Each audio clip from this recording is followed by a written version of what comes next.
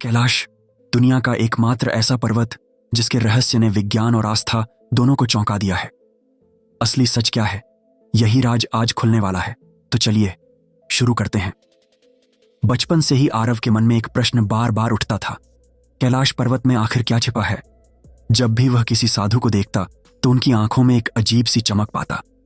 बहुत छोटे थे तब गांव के एक बूढ़े बाबा ने उससे कहा था, बेटा, कैलाश कोई साधारण पहाड़ नहीं, वो तो स्वयं महादेव का निवास है। वहां पहुंचने का अर्थ है अपनी आत्मा को पहचान लेना। तब आरव को बस इतना समझ आया था कि यह कोई पौराणिक कहानी होगी, लेकिन जैसे जैसे वह बड़ा होता गया यह सवाल उसकी आत्मा में गहराता चला गया। बरसों बाद जब वह पढ़ाई और नौकरी में व्यस्त था तब भी यह प्रश्न उसका पीछा नहीं छोड़ता। आखिर एक दिन उसने ठान लिया, मैं कैलाश जाऊंगा, चाहे वहां क्या हो, लेकिन मैं स्वयं देखना चाहता हूं कि इस पर्वत में ऐसा क्या है जो सदियों से मनुष्यों को आकर्षित करता है। यात्रा आसान नहीं थी।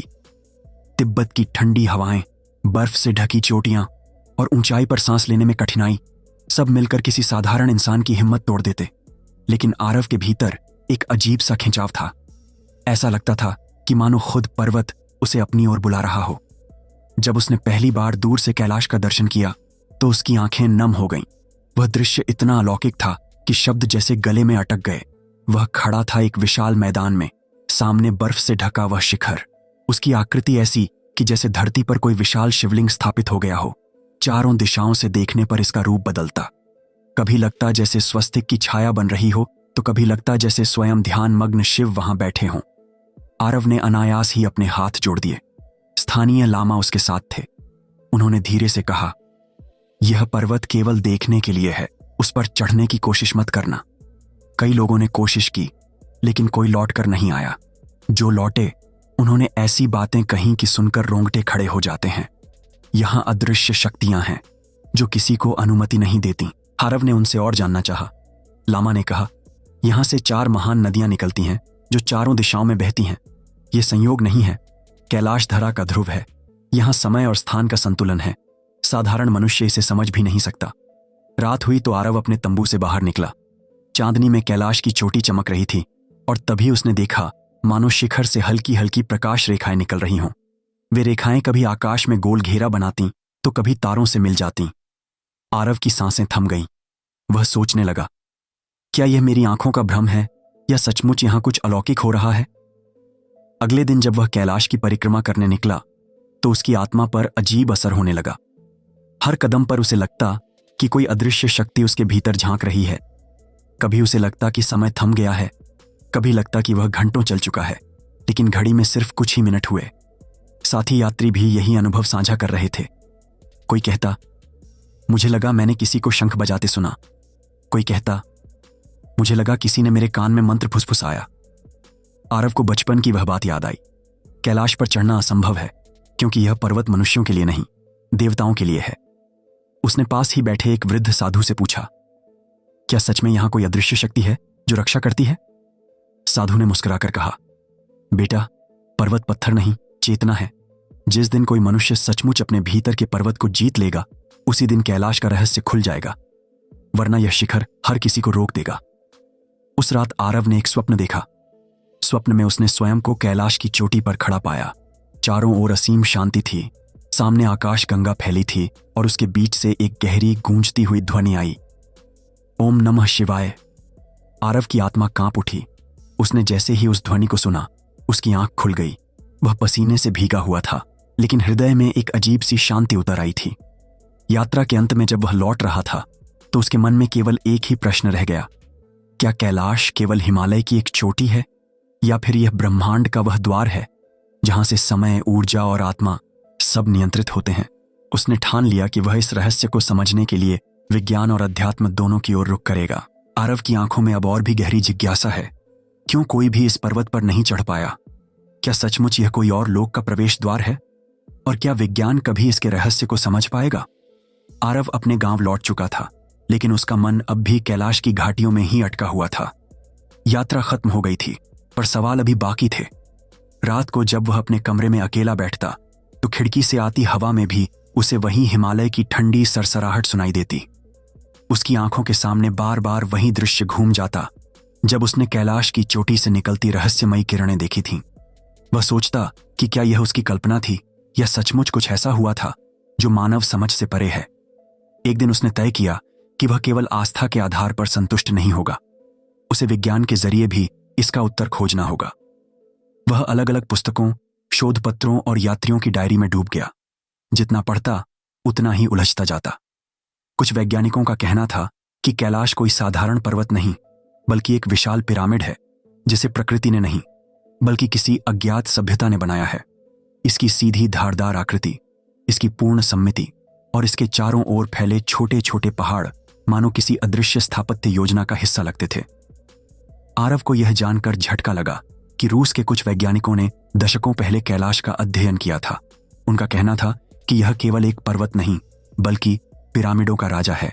इसके चारों ओर असंख्य छोटे पिरामिड जैसे पहाड़ हैं जो मिलकर एक अद्भुत ऊर्जा क्षेत्र बनाते हैं। यह ऊर्जा इतनी प्रबल है कि इसके समीप पहुंचने पर मनुष्य के शरीर और मन दोनों पर असर डालती है। आरव को याद आया कि परिक्रमा के समय उसे समय के बीतने का अंदाजा ही नहीं रहा था। क्या यह उसी ऊर्जा का परिणाम था? वह किताबों से आगे बढ़ा और उन यात्रियों की कहानियां पढ़ने लगा जो कैलाश की परिक्रमा कर चुके थे। कई लोगों ने लिखा था कि परिक्रमा के दौरान समय का अनुभव अजीब तरह से बदल जाता है। कोई कहता कि उसने कुछ ही घंटों में पूरा मार्ग तय कर लिया, जबकि सामान्यतः इसमें कई दिन लगते हैं। कोई कहता कि उसे लगा मानो सदियां बीत गई हों, लेकिन घड़ी में सिर्फ कुछ घंटे ही हुए थे। यह रहस्य विज्ञान की भाषा में टाइम डायलेशन जैसा लगता था। आरव ने गहराई से सोचा, क्या यह सचमुच समय का विकृति है या फिर वहां का शक्तिशाली चुंबकीय क्षेत्र मनुष्य की चेतना को बदल देता है, जिससे समय की अनुभूति ही बदल जाती है। उसने एक जगह पढ़ा कि कैलाश के चारों ओर की संरचना पृथ्वी के चुंबकीय ध्रुवों से मेल खाती है। यह स्थान मानो ब्रह्मांडीय ऊर्जा का केंद्र है। कुछ शोधकर्ताओं ने तो यहां तक कहा कि यह एक प्राकृतिक पावर हाउस है जो अंतरिक्ष से आने वाली ऊर्जा को संचय करता है। आरव को अचानक वह साधु याद आ गया जिसने उससे कहा था, यह पर्वत पत्थर नहीं, चेतना है। अब यह वाक्य उसे एक नई दृष्टि से समझ आने लगा था। आरव की जिज्ञासा अब मानसरोवर झील की ओर भी बढ़ी। वह जानता था कि कैलाश के समीप दो झीलें हैं, मानसरोवर और राक्षसताल। दोनों एक दूसरे से बिल्कुल भिन्न।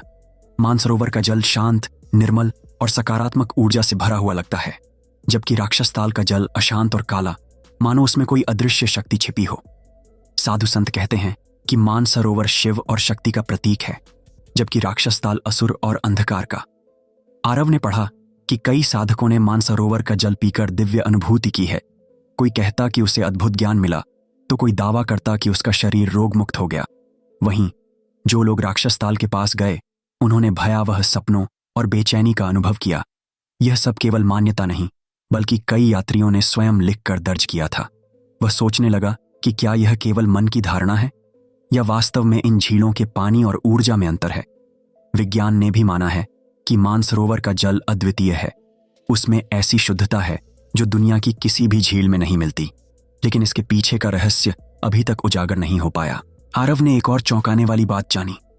कैलाश की परिक्रमा केवल हिंदू धर्म में ही नहीं, बल्कि बौद्ध, जैन और तिब्बती बौद्ध धर्म में भी उतनी ही महत्वपूर्ण मानी जाती है।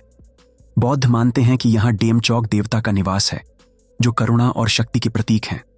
जैन मानते हैं कि उनके पहले तीर्थंकर ऋषभदेव को यही मोक्ष प्राप्त हुआ। बौद्ध धर्म इसे आत्माओं का घर मानता है। इतने अलग अलग धर्म एक ही पर्वत को क्यों पवित्र मानते हैं? इस प्रश्न ने आरव की आत्मा को झकझोर दिया। धीरे धीरे वह इस निष्कर्ष पर पहुंचने लगा कि कैलाश केवल भौगोलिक स्थल नहीं, बल्कि ब्रह्मांडीय चेतना का ध्रुव है। वह सोचता कि यदि वास्तव में यह एक पिरामिड है, तो इसे किसने बनाया होगा? क्या यह किसी प्राचीन सभ्यता का कार्य था या फिर देवताओं का? और यदि यह प्रकृति का ही चमत्कार है, तो इसमें इतनी अद्भुत सममिति और ऊर्जा कैसे समाई? इन प्रश्नों के उत्तर खोजते खोजते वह एक बार फिर रात को सपने में कैलाश की ओर खींच गया। उसने देखा कि वह फिर से परिक्रमा कर रहा है, लेकिन इस बार उसका अनुभव और भी विचित्र था। उसे लगा कि उसके चारों ओर समय घूम रहा है, मानो घड़ियां उल्टी दिशा में चल रही हों। वह एक ही जगह खड़ा था, फिर भी लगा जैसे वह सैकड़ों किलोमीटर चल चुका है। अचानक उसने आकाश से एक गूंजती ध्वनि सुनी, समय केवल भ्रम है, चेतना ही सत्य है। वह हड़बड़ाकर जाग गया। उसके दिल की धड़कन तेज थी, लेकिन इस बार डर नहीं, बल्कि एक गहरी शांति उसके भीतर उतर आई थी। उसने महसूस किया कि कैलाश का रहस्य केवल बाहर नहीं, उसके भीतर भी है। आरव ने सोचा कि अगर कैलाश सचमुच ऊर्जा का केंद्र है तो शायद यह ब्रह्मांड और मनुष्य को जोड़ने वाला सेतु है। वह केवल पहाड़ नहीं, बल्कि एक जीवित सत्ता है। उसके भीतर समय और ऊर्जा की धारा मिलकर ऐसा क्षेत्र बनाती है जहां प्रवेश करना साधारण इंसान के लिए असंभव है। दिन गुजरते गए, लेकिन आरव की खोज रुकने वाली नहीं थी। अब वह समझ चुका था कि कैलाश का रहस्य केवल पौराणिक कथाओं में नहीं, बल्कि विज्ञान और अध्यात्म की सीमा रेखा पर छिपा है। उसने ठान लिया कि अगली बार वह केवल दर्शन करने नहीं जाएगा, बल्कि अपने भीतर के कैलाश को खोजेगा, क्योंकि अब उसे यकीन था कि पर्वत का असली रहस्य शिखर तक पहुंचने में नहीं, बल्कि भीतर की चेतना तक पहुंचने में है। यहीं से उसकी यात्रा एक नए मोड़ पर पहुंच गई। अब वह समझ चुका था कि कैलाश केवल पत्थरों का पहाड़ नहीं, बल्कि एक जीवित रहस्य है जो समय, ऊर्जा और आत्मा को अपने भीतर समेटे बैठा है। लेकिन सबसे बड़ा प्रश्न अब भी उसके सामने था। क्या सचमुच यह स्थान किसी अन्य लोक का प्रवेश द्वार है? क्या इसके भीतर कोई ऐसा मार्ग है जहां से आत्माएं ब्रह्मांडीय यात्रा करती हैं? और क्या कभी मनुष्य इस रहस्य को पूरी तरह जान पाएगा? अब आरव के सामने आध्यात्मिक सत्य की ओर बढ़ने का मार्ग खुल चुका है। उसके मन में यह स्पष्ट हो चुका है कि कैलाश पर्वत केवल पर्वत नहीं, बल्कि ब्रह्मांड और आत्मा के बीच का सेतु है। लेकिन जो रहस्य उसके भीतर है, उसे समझने के लिए उसे अपने जीवन की सबसे कठिन आध्यात्मिक यात्रा पर निकलना होगा। ठंडी रात के सन्नाटे में आरव की आत्मा बेचैन हो उठी।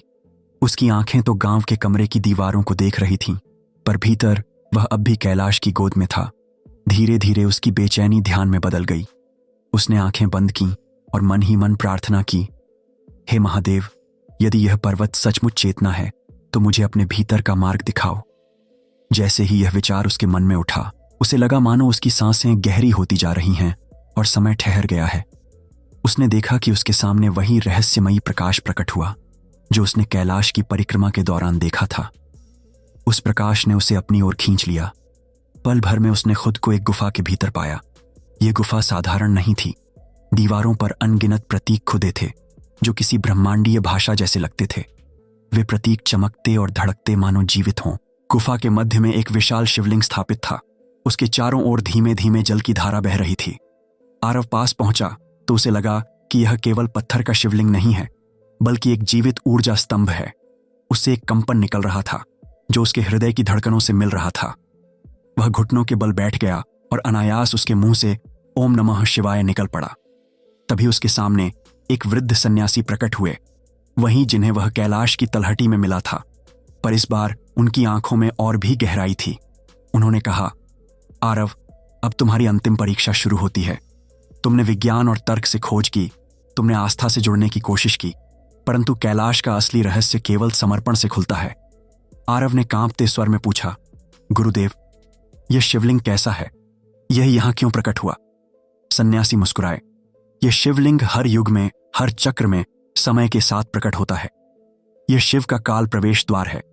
जब कोई साधक अपने भीतर के अज्ञान को भेद देता है, तब उसे यह रूप दिखाई देता है। यह प्रतीक है कि आत्मा और काल के बीच कोई दूरी नहीं। यह वही बिंदु है जहां से आत्मा समय के पार जाती है। आरव स्तब्ध रह गया। तभी शिवलिंग से एक उज्ज्वल आभा निकली और उसके चारों ओर घूमने लगी। उसे लगा मानो उसका शरीर मिट रहा है और वह केवल प्रकाश बनता जा रहा है। अचानक उसे अपने पिछले जन्मों की झलक दिखने लगी। उसने देखा कि वह एक साधक था जो हिमालय की गुफाओं में तप कर रहा था। उसने देखा कि वह एक योद्धा था जिसने धर्म की रक्षा के लिए तलवार उठाई थी। उसने यह भी देखा कि वह कभी एक साधारण किसान था जो पृथ्वी को सींचता था। हर जन्म उसे इस क्षण तक ला रहा था। उसके भीतर एक आवाज गूंजी, तुम्हारा हर जन्म केवल एक साधन था तुम्हें यहां तक लाने के लिए। अब तुम्हें जानना होगा कि समय केवल रेखा नहीं, बल्कि वृत्त है, और इस वृत्त का केंद्र कैलाश है। आरव ने अपने भीतर अनंत ऊर्जा का प्रवाह महसूस किया। वह समझ गया कि कैलाश का रहस्य बाहर नहीं, भीतर है। पर्वत का हर पत्थर, हर बर्फ की बूंद, हर हवा की सरसराहट केवल दर्पण है जिसमें साधक अपनी आत्मा देखता है। वह धीरे धीरे फिर से अपने कमरे में लौटा, पर इस बार वह वही पुराना आरव नहीं था।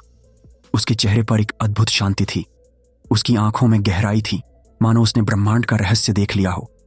लोग उससे पूछते, कैलाश का असली रहस्य क्या है?